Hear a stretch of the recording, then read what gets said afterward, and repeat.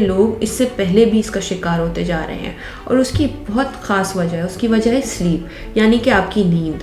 हम नींद यानी स्लीप को बहुत लाइटली लेते हैं। हम कहते हैं इसकी, क्योंकि ज़ाहिर है हम लोग नेटफ्लिक्स और बिंज वॉचिंग, मुख्तलिफ टीवी शोज़ और मूवीज़, इन सब को देखते हैं, उसकी वजह से हमारी नींद पूरी नहीं होती। हम लेट सोते हैं और सुबह टाइम पे भी नहीं उठ पाते। तो ये जो वजह है जिसमें हम अपनी नींद को सेक्रीफाइस करके मुख्तलिफ़ चीज़ें करते हैं, हमें पता नहीं है इस नींद की वजह से हम किन किन चीज़ों को ज़िंदगी में इम्पैक्ट कर रहे हैं। आपकी देखें प्रोडक्टिविटी इम्पैक्ट होगी। आप सुबह उठेंगे, आप फ्रेश नहीं होंगे। आप अगर फ्रेश होते भी हैं तो फिर आप सारा दिन मूड स्विंग्स का शिकार होंगे। बाय दी एंड आफ्टरनून, शाम को आपको मूड स्विंग्स का शिकार होना पड़ेगा और मुख्तलिफ और चीज़ों से गुज़रना पड़ेगा।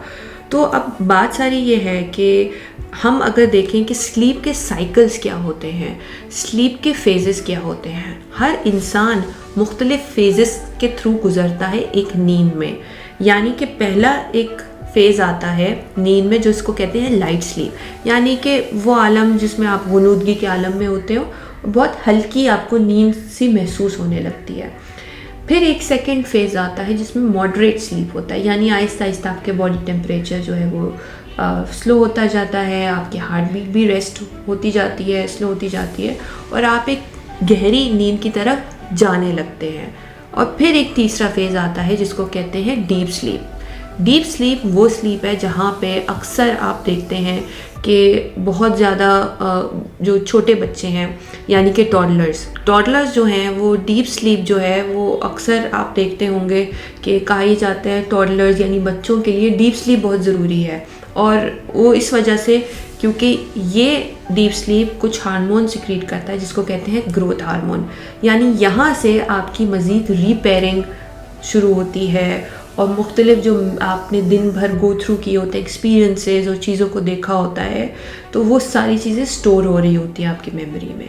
तो कुछ चीज़ें डिलीट हो रही होती हैं, यानी कि कुछ चीज़ों का सफाया हो रहा होता है, और कुछ चीज़ें जो हैं वो स्टोर हो रही होती हैं। जैसे अभी थोड़ी देर पहले मैंने आपको बताया अल्जाइमर्स का। अल्जाइमर क्यों होता है? क्योंकि आपके ब्रेन में कुछ हिस्सा होता है, इसको आप समझें जैसे जंग आ जाता है।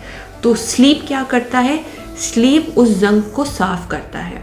अगर आप डीप स्लीप नहीं करेंगे तो उस चीज़ का सफाया नहीं होगा और आपको अल्जाइमर होने का ख़दशा है।